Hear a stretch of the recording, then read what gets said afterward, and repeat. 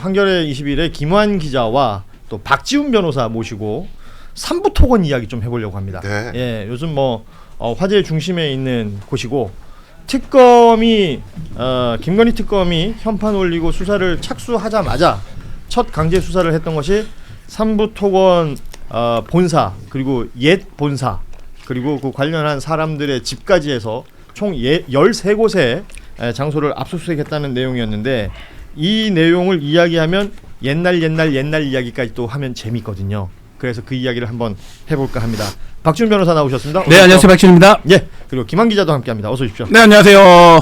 반갑습니다. 특히나 우리 김환 기자는 삼부토건 관련해서 이제 이미 기사를 쓴 바가 있죠. 올해 썼었죠. 예. 네. 그리고 취재도 되게 오래 하지 않았어요? 올해 했죠. 뭐 썼다가 못 나간 기사가 있어서 문제가 되기도 하고 뭐 기분이 안 좋아요 네, 지금? 아니요, 기분 좋습니다. 좀 예. 경쾌하게 좀 해줘요. 아, 예.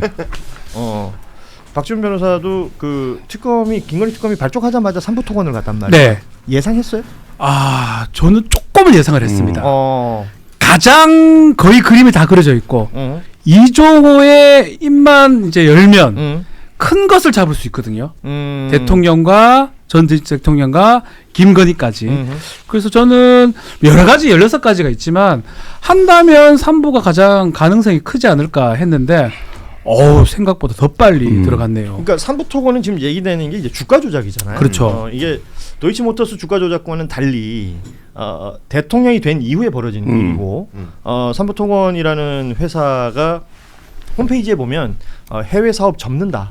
라고까지 나와 있는 회사가 우크라이나 재건에 참여한다라는 이야기가 나오고 관련해서 우크라이나 대통령의 부인이 우리나라 와서 젤렌스카. 네, 젤렌스카 부인이 와서 여기서 대통령 부부 만나고 대통령이 직접 우크라이나까지 날아가서. 네. 근데 그날이 우리나라 오송 참사 있었던 날이에요. 맞아요. 기억하시겠지만 내가 한국 간다고 뭐 달라질 게 있냐 이런 얘기하면서 우크라이나 갔었단 말이에요. 그 장면이 연출되고 국토교통부 장관이 폴란드까지 가서 우크라이나 재건 포럼에 삼부토건하고 같이 가요. 같이 가죠. 거기 여러 유수의 기업이 가는데 흔히 하는 말로 삼부토건이 거기 낄 자리가 아닌데 그렇죠. 끼어서 갔다는 거죠.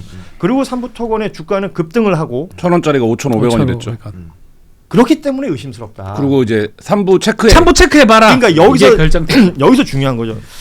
김건희 특검에서 최상병 특검으로 연결되는 포인트 아니겠습니까? 그렇습니다. 임성근 전 사단장의 구명 로비 관련해서 그 단톡방 멋쟁 해병이라는 곳 거기서 3분의 1 체크하고라는 그 문장 전혀 맥락이 맞지 않는 그래서 뭐 골프 3분이 뭐 이런 소리 막 했었던 거 아니에요. 그걸 또 공익제보했던 김규현 변호사 그 내용을 쭉 잘 펼쳤었고 이런 것들이 지금 다 알려졌어 이제. 그런 상황에서 특검이 들어서서 제일 먼저 간 곳이 이 삼부토건 관련된 곳의 압수수색이었다. 이건 굉장히 시사하는 바가 있다라는 건데 근데 여기서 좀 약간 꺼림칙한 것은 압수수색 3일 전에 삼부토건 그 본사가 이사를 했다는 거죠. 네. 저희가 맨 처음에 이제 3부 관련된 보도를 막 시작할 수 있었던 게 3부 오너 일가들이 갑자기 이제 회사를 말하자면 회사에서 나가면서 그대로 짐을 다 두고 갔어요. 그러니까 오너 일가가 머물렀던 층이 그대로 비어 있는 거야. 근데 3부의 내부자 한 명이 거기를 이제 심심해서 가본 거예요. 내부자가. 네, 그랬더니 이제 저희가 보도했던 조남욱 회장의 다이어리, 뭐 조남욱 회장의 일정표 이런 게 다 그냥 그대로 꽂혀 있었던 거지 캐비넷에. 거기에 뭔 내용이 있었냐면 이제 당시 윤석열 검사 접대했던 내용이라든지, 그렇죠. 뭐 밥 먹었던 내용이라든지, 뭐 골프 스케줄. 그러니까 3부는 어떻게 보시면 되냐면 대한민국 검찰의 가장 오래된 스폰서 집단 기업이에요. 그러니까 이 검찰의 스폰서. 검찰 전체로 그러니까 특수부 전체라고 봐도 되는데, 그러니까 이때 윤석열한테 접대했던 건 윤석열이 그 라인의 거의 막내였기 때문에 한 거고 훨씬 더 위에 이제 말하자면 윤석열보다 훨씬 선배 검사들 우리가 이름 대면 다 아는 검찰총장 출신들, 법무부 장관 했던 인사들, 그 다음에 국회 법사위원장 했던 출신의 뭐 법조인 이런 사람들을 늘 통상적으로 관리를 하고 그때 이제 그 르네상스 호텔 4층과 23층 그러니까 4층이 이제 말하자면 영화 더킹 보셨죠? 예. 네, 더킹에 나오는 그러니까 나한테 자꾸 동의 구하지 마요. 이런 거는 혼자 얘기했으면 좋겠어요. 더킹 여기서부터는 그냥 계속 원샷을 줬으면 좋겠어요. 더킹에 나오는 그 왜 정우성이 모여서 위스키도 마시고 당구도 치고 뭐 춤추는 장면도 찍고 그게 르네상스 호텔 4층을 거의 그대로 재현했다라는 이제 그 취재를 해서 거의 그대로 재현한 게 이제 그 4층이고 23층은 이제 말하자면 만찬이나 이렇게 식사를 하는 장소인데 그 4층과 23층 그다음에 지금 그 르네상스 호텔의 길 건너편에 한정식집이 하나 있습니다. 네. 그 한정식집 여기까지가 이제 말하자면 검사들이 주로 이제 그 시절에 접대받던 코스. 접대받는 코스였죠. 예. 알겠습니다. 요 이야기할 때 이렇게 눈이 반짝반짝해요. 뭐 3부 얘기 밤새도록 하죠. 그러니까 기자들 입장에서 이렇게 취재한 거 네. 기사로 다 못 쓴 것들 얘기할 수 있는 기회가 생기면 좋은가 봐요. 신났습니다. 예, 사실 우리 박준 변호사 다 아는 내용 아닙니까? 다 알죠. 거의 다 아는 내용인데 어디 방송에서 막 데리고 얘기하기 뭐야? 예, 저희는 사실 좀 겁납니다. 고소 고발 당할 수가 있으니까 취재 내가 한 게 아니거든요. 그렇죠. 그래서 기만이 얘기했다고 예. 하죠. 예. 바이라인이라고 하죠. 기사 밑에 이제 기자 이름 달리는 네. 거. 이 모든 내용은 김완발입니다, 여러분. 뭐 이 3부 일가는 윤석열 김건희 부부의 사실 인생 전체를 관통하고 있는 회사라고 해도 과언이 아닌데 윤석열 김건희를 누가 소개시켜줬냐에 여러 썰이 있지만 뭐 김건희가 본인 의무로 이제 말하자면 무정을 언급하기도 하고 했지만 조남욱 회장이 소개시켜줬다가 통해 알게 됐다 이런 네. 이제 얘기도 있을 정도로 굉장히 가까운 사이고 윤석열이 보직을 얻기 전에 검사 시절부터 말하자면 선물을 꾸준히 이제 보내줬던 사이이기도 하고 뭐 그런 사이죠. 예. 방금 말씀하신 부분 아주 중요한 포인트가 있는데 조남욱이라는 사람은 전 회장이잖아요. 그렇죠. 법무특원에. 다른 사람. 네. 그리고 이제 아마 그 기업회생 끝난 게 17년인가 아마 그럴 거예요. 그 전까지 조남욱이었고 그 이후에 이제 조성욱이라는 네. 사람이 회장이 됐고 주가 조작이라고 의심받는 것도 조성욱 회장 시절의 이야기인데 그렇죠. 이게 윤석열 김건희하고 무슨 상관이야라고 치고 들어오고 있어요. 그쪽 예. 변호사 쪽 아하. 전략은. 왜냐면 이 두 조 씨가 핏줄이 아니기 예, 때문에. 다른 사람이에요. 예. 그러니까 그러면 도대체 이 사람들이 무슨 관계가 있냐라고 했는데 근데 이제 김규현 변호사가 그때 그 얘기를 했었어요. 그러니까 윤석열과 김건희 부부를 중매를 해준 게 이어준 게 우리다라는 표현. 그러니까 한 사람이 아니라 예. 우리다라는 표현을 해서 다 엮여 있는 거 아니냐. 그러니까 이 조남욱, 조남욱이 조성욱이 보고. 전혀 관련 없는 인물이라고 알려져 있지만 네. 어찌 보면 우리가 모르는 뭔가 연결고리가 있을 수 있다. 이너서클이 뭔가 있다. 아하. 그런 뉘앙스의 얘기를 했었죠. 왜냐하면 이 삼부토건이라는 회사가 조남욱 회장 이후에 법정 관리되고 뭐 이렇게 대주주가 전혀 이름도 모르는 무슨 로봇 회사가 등장하고 뭐 DYD라는 회사가 네. 등장하고 뭐 이렇게 몇 번 이렇게 바뀌거든요. 그 사이에 이제 등장했던 이름이 조성욱이라는 이름인데 최근에 여러분 기억하실 거예요. 그 이복현 금감위원장이 관련해서 이 주가 조작 관련된 이야기가 있을 때 조사를 했습니다. 그래서 발표를 한 바가 있어요. 삼부토건의 전현 주인들, 그러니까 오너들 일가들, 그리고 이일준 회장, 조성욱 전 회장 이런 사람들이 주가 조작에 관련돼 있었다라는 것을 결론을 내렸죠. 결론을 내리고 당시에 관련자 8명을 검찰에 고발했는데 그때 김건희, 이종호 이런 인물들이 빠졌단 말이에요. 그러면서 이복현 금감원장이 뭐라 그랬냐면 검찰의 시간이다. 네. 검찰이 해야 된다. 이런 얘기를 했었어요. 그때 조성욱 등등의 수익을 100억 원대라고 아예 딱 박았단 말이에요. 그럼 최소 100억 이상은 누군가는 먹었을 것이다. 먹었다. 예. 그럼 수익을 그 얻었을 외에 것이다. 그 뒤에 있는 사람은 더 큰 금액을 가져갔을 수도 있다. 네. 이런 모든 정황들이 있는 겁니다. 이미. 그렇기 때문에 수사가 사실은 이렇게 말하면 그렇지만 쉬워요. 거의 다 다 돼 있다. 있잖아요. 그림을 다 그려놨는데 좀 죄송하네요. 전만 찍으면 되거든. 이종호 불러가지고 그런 상황이니까 이걸 안 할 수가 없는 거죠. 전만 찍는 걸 사자성어로 뭐라 그러죠? 활용 점정. 그러니까 그거 아니죠. 활용 점정이 안 돼요? 예. 그래요. 사투리라서. 활용이 아니라 죄송한데. 활용은 이마룡 씨.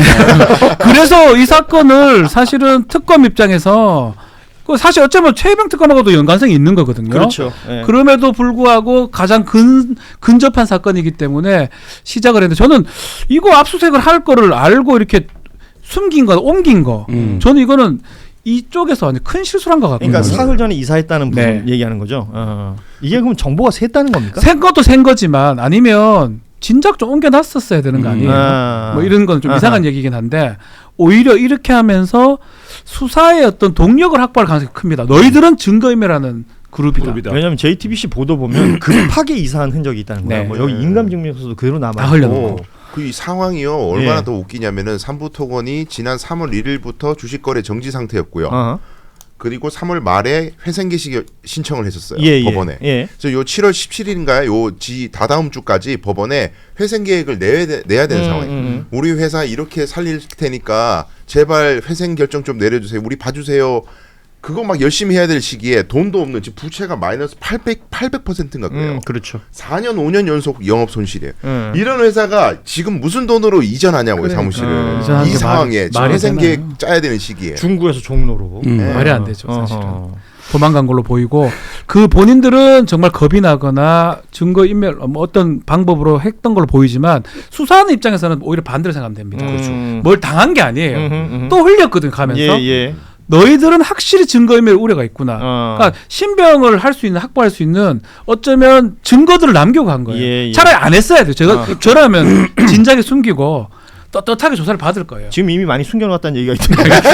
하여튼 숨기고 떳떳하게. 아니, 그렇게 제가 변호사로서 만약 그쪽에 조언을 한다면 뭐 그럴 리는 없겠지만 한다면 오히려 급하게 이사 가는 게 독이 된다. 지금 박지훈 변호사 이 얘기를 하시는 게 이제 군 검찰 시절에 이제 수사를 해보신 분이기 때문에 관련해서 이런 정황이라면 그 수사하는 입장에서는 보이는 게 딱 있다는 거 아니에요? 게임 끝난 거예요. 그러면 지금은 얼개가 거의 다 그려져 있는데 예. 이런 짓거리까지 하잖아요. 얼마나 겁이 나면 이렇게 하느냐라고 아하. 관계자들 부르고 개 중에 약한 사람들이 있어요. 잘 불 것 같이 생긴 사람들. 별로 큰 관계는 없는데 겁주면 이제 얘기할 사람 이렇게 얘기하면 되나? 그런 사람들을 약한 고리를 먼저 잡은 다음에 어떤 식으로 수사했는지 대충 나오네요. 고문하지 않습니다. 이상한 짓 하지 않습니다. 그렇게 진술을 받고 그 진술을 터잡아서 하나만 흐트러지면 다 엮여서 그렇죠, 올라갑니다. 그렇죠. 예. 목표는 이종호입니다. 이종호 다음에 이종호. 김건희고요. 지금 말씀하신 거예요. 그러니까 삼부토건이라는 회사가 이렇다 저렇다 얘기를 하고자 하는 것이 아니라 이 삼부토건을 가지고 뭐 이런저런 그러니까 주가 조작뿐만 아니라 여러 혐의들을 적용할 수 있을 텐데 그 끝점에 그러니까 전임 정부이긴 합니다만 이제는 대통령과 대통령 부인이 있었다. 그리고 그 대통령 부인은 주가 조작에 가담했던 정황이 이미 있고 그때 다시 계좌를 관리했던 사람이 이종호라는 사람인데 그 사람이 또 여기 연결돼 있으니까 자연스럽게 타고 올라갈 수 있지 않느냐라는 그렇죠. 거죠. 네. 예. 자 여기에서 이 얘기를 좀 해야 될 것 같아요. 삼부라는 회사가 그럼 과거에 윤석열이라는 검사가 막내일 때 그 접대했던 정황들을 아까 뭐 달력 같은데 적어놨다는 거 아니에요? 그런데 봐주기 수사 의혹이 또 있었잖아요. 그렇죠. 파주 운정지구. 네. 파주 운정지구에서 윤석열이 고양지청 검사 시절에 대대적으로 수사를 합니다. 입찰 담합 비리죠. 운정지구 전체를 수사를 했었습니다. 네, 당시에. 해서 예. 혐의점을 발견을 해요. 그래서 3부도 이제 그때 운정지구가 3부가 어쨌든 거의 절반 가까이 하고 있을 했던 때였으니까. 가장 이제 마지막에 했던 큰 프로젝트 중에 하나인데 네. 회사 사세가 기울기 전에. 근데 여기서 이제 입찰 담합 비리가 발견이 되는 거죠. 근데 이제 그때 건설 비리를 대대적으로 수사할 때요. 근데 저희가 이제 제가 취재했던 내용이 그건데 그때 이제 말하자면 3부의 혐의가 나오니까 윤석열이 조시현을 부릅니다. 조시현이 가서 하니까 막 뭐라고 해요. 너 아버지 사업 똑바로 하라 그러라고. 이게 뭐냐. 다음에 안 봐준다. 하고 아버지 직접 오라 그래. 이러고 뭐 했다는 거예요. 그러고 나서 아버지가 또 보냅니다. 그래서 또 만나요. 2번 만나거든요. 좀 실감나게 연기를 좀 해주세요. 생각이 별로 안 나네요. 네. 2번 이제 만나는데 저희가 이제 입수했던 게 그때 그 조시현이 자기가 어떻게 말하자면 이 수사 무마를 청탁했고 너 아버지한테 다 얘기했어 막 이런 얘기 이제 막 하거든요. 윤석열이 그런 녹취를 저희가 입수를 했었고 그래서 결과적으로 3부만 빠지고 기소가 됩니다. 그렇죠. 다른 기업들만 기소를 해요. 그러니까 그래서 봐주기 수사다. 네, 그렇죠. 예. 그러니까 그 결정적으로 이제 말하자면 오너 그 일가가 구속될 위기에 있었었는데 윤석열이라는 검사가 그때 결정적인 역할을 해내서 그러니까 이게 우리가 지금 수사 기소 분리해서 얘기하는 기소하지 않을 수 있는 권리. 그렇죠. 예, 기소하지 검사가. 않는 것이 진정한 검찰의 권력이다 이런 네. 얘기가 여기서 나오는 건데 이 조시현이라는 사람은 조남욱 회장의 아들. 아들이죠. 그래서 어떤 지인하고 대화하는 중에 그것도 녹취가 있었어요. 그러니까 윤총이라고 부릅니다. 윤석열 총장을 당시에. 윤총, 예. 윤총이 3번 봐줬다. 뭐 이런 얘기를 하고 그런데 영감이라는 표현을 써요. 아버지죠. 자신의 아버지를 지칭하는 말인데 영감이 가서 뭐 이렇게 빌어가지고 이걸 봐주게 됐다. 이런 내용을 얘기하는 내용이 있었단 그렇죠. 말이에요. 네. 그런데 당시 윤석열 총장 그 이후에 대선에 출마하기 전에 이 이야기를 묻죠. 근데 조남욱 회장은 10년 동안 전화 통화도 한 적 없다. 뭐 네. 이런 식의 입장을 내고 그 뒤로 그냥 쓱 지나가 버렸어요. 그렇죠. 예. 그러니까 윤석열 당시에 윤석열 검사가 그런 이제 말하자면 기소하지 않음으로써 봐줬던 편의들 이런 것들에 대해서 좀 면밀히 추적이 되고 했었어야 되는데 사실 이제 그렇게 되지 않으면서 윤석열이라는 인물을 입체적으로 판단할 기회를 사실 이제 놓친 거고 그래서 그래서 특검을 했던 박근혜 이재용을 구속시켰던 정의로운 검사 이미지로 끝까지 갈 수 있었던 건데 사실 이제 뭐 여기 법조인 두 분 계시는데 앞에서 주름 잡는 것 같지만 특수부가 그 기소하지 않음으로써 이제 말하자면 빛나는 그렇죠. 그 순간들이 있거든요. 예. 근데 이제 그 대표적인 사건이 이 3부 관련된 사건이었고 이 김건희 최은순 이 모녀는 계속적으로 이제 말하자면 그런 검사 권력의 비호 속에서 불법적인 사업들을 해온 게 아니냐. 그래서 지금 탄핵이 되고 나서 권력이 떨어지자마자 뭐 요양병원 부정급여라든지 뭐 학위 문제라든지 이런 거 줄줄이 나는 게 뭐 어쩔 수 없는 게 아니라 그 전까지 그것들을 막아왔던 권력이 바로 이 검사 사위, 검찰총장 사위 권력이 이걸 막아왔던 게 아니냐 이런 의혹이 있는 거고 이 주가 조작 의혹도 사실 대표적으로 그런 거죠. 도이치도 누가 보더라도 뭐 그런 건데 이게 왜 그때 무혐의가 나고 검찰은 사상 유례 없던 40몇 분이었죠. 40몇 분 PPT 브리핑을 해줘야 했는가. 그렇죠. 뭐 이런 게 다 이제 말하자면 그 권력의 우산 안에 있을 때 있었던 일들인 거죠. 그 일각에서는 도이치모터스 그 주가 조작 문재인 정부 때 그 탈탈 털지 않았느냐. 그럼에도 안 나왔으니까 지금까지 온 거 아니냐라고 주장하는 사람들이 있습니다. 그 윤석열이 그렇게 얘기하잖아요. 그렇죠. 근데 대통령이 문재인이었던 시절에 검찰총장이 누구였는지를 봐야 되는 거 아니겠어요? 그 얘기를 쏙 빼놓고 얘기를 합니다. 그러니까요. 그래서 이 부분도 다시 얘기가 되는 것이고 지금 말씀하신 이 봐주기 수사 의혹이라는 게 그 검사 사위의 권력, 그 비호 아래 엄마와 딸이 계속해서 재산을 증식해 나갔다. 그 처가 식구들까지도 그게 의정부지검 고양지청에 있을 때가 파주 운정지구라면 여주지청에 있을 때가 이제 우리 흔히 말하는 그 공흥지구 얘기가 또 나오는 거 아니겠습니까? 이런 모든 것들이 지금에 와서 이렇게 막 쏟아지듯이 얘기를 하지만 꾸준히 얘기가 되어 왔던 것들이에요. 그리고 윤석열이 변호사 시절이던 2002년인가 그때부터 조남봉 회장은 명절 선물을 계속 줘왔고 그 웃긴 게 변호사 때는 김이고 검사가 되니까 멜론 망고로 올라가요. 비싼 걸로. 특수부로 가니까 고기로 정육으로 올라가요. 근데 특수부에서 대구 고검으로 좌천되니까 다시 멜론 망고 또 내려가. 예. 또 김까지 내려갔어요, 하여간. 아하. 그러다 2015년의 선물이 이제 그 기록이 마지막이라고는 하는데 근데 그때부터는 이미 이제 윤석열 김건희가 부부 생활을 시작하면서 거의 뭐 친지 같은 친족 같은 뭐 명절 때 만나는 가족 같은 이렇게 굳이 선물 안 주고 받아도 되는 그런 관계까지 가지 않았느냐. 근데 15년부터 뭐 10년 가까이 난 연락도 안 했다. 이런 식으로 탁 잡아떼니까 이거는 저희가 봤을 때는 명백한 거짓말이다. 예. 특수관계. 이 삼부 토건 주가 조작 사건을 이종호의 빙의해서 생각을 해보면 아 빙이 들어가나요? 아 연기갑니까? 이종호가 도이치를 할 때 어떻게 하는 겁니까? 주가 조작을 동시에 매수 타이밍을 잡아갖고 다량을 던지는 거잖아요. 그렇죠. 그러면 도이치 같은 정도 규모의 회사는 그렇게 던지는 것으로 주가가 움직여요. 그 정도 규모니까. 네, 규모니까. 그래서 거기서 돈을 먹은 거 아닙니까? 먹는 수법인 거 아닙니까? 이거 주가 조작하는 사람들이 볼 때 가장 하수들이 하는 수법이에요. 가장 심플한 수법이다. 네, 네. 근데 이 3부로 넘어오죠. 근데 내가 알고 보니까 내가 관리하던 돈의 주인이 VIP가 된 거야. 아하. 그러면서 내가 이제 호재를 스스로 만들어내는 거잖아요. 그렇죠, 이게 정확하게 그렇죠. 보면 예. 주가 조작 보면 근데 그 호재를 뭘로 만들어낸 겁니까? 국내에서는 확인이 안 되는 해외 재건 사업이라는 호재가 딱 생긴 거예요. 근데 그러면 이 호재에 누가 개입을 해야 됩니까? 아까 처음에 말씀하신 것처럼 국토교통부가 개입해야 되고 외교부가 개입해야 되고 대통령실이 개입해야 돼요. 이게 이 세 개 부처가 개입한 호재예요. 그럼 주가 조작범 입장에서 이만한 호재가 또 이건 불가능한 거거든요.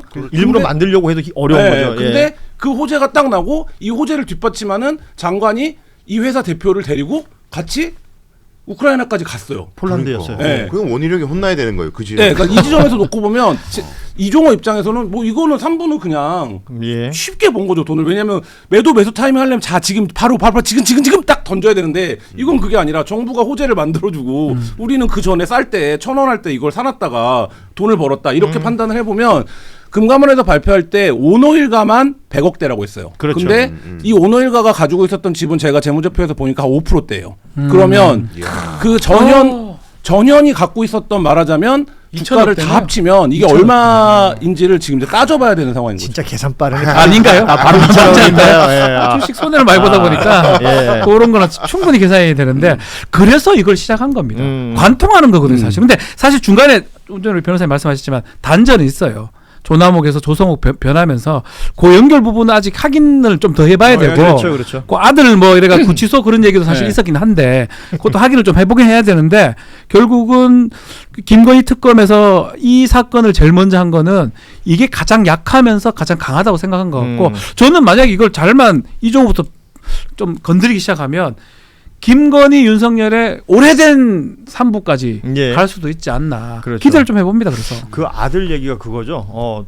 그 구치소에 구치소 동부 서울 구치소 좀 있고 싶다 더. 그 옹기라 그랬더니 아니 난 여기 계속 있고 싶다. 그러니까 저는 좀 변호사 입장에서 아. 동부가 좀 더 쾌적하거든요. 좋죠. 호텔 갔죠. 근데 좀 동부가- 이해는 못합니다. 동부가 신설이라는. 에어컨도 좀 있고.